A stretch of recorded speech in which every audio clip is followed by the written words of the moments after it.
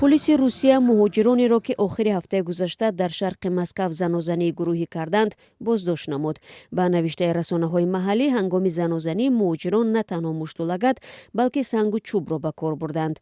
لحظه زنازنی را که در میدان مجمع ساختمانی مترونوم رخ داد ساکنان به نوار گرفتند.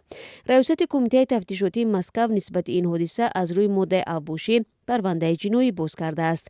کارمندان حفظی حقوق شخصیت همه اشتراکچیان زنازنی را معین نموده قانونی بودن بود و باشی آنها در روسیه سنجیده می شود. هنوز معلوم نیست که مناقشه با کدام سبب رخ داده است.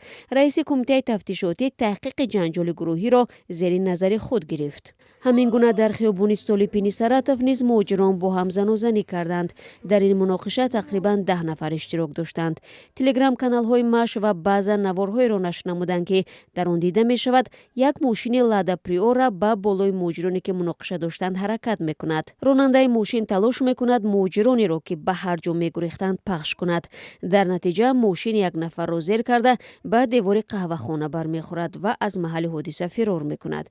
با نوشته تلگرام کانال بازا پلیس نفر جبر دیده را پیدا نموده است ولی او گفته است نسبت کسی شکایت ندارد. از روی این حادثه با ماده سوءقصد به کشتار پرونده باز شد. جنجال میان مهاجران در روسیه زیاد اتفاق میافتد. وزارت کارهای داخلی این کشور مهاجران را برای اشتراک در زنازنی‌های گروهی از قلمرو کشور اخراج میکند.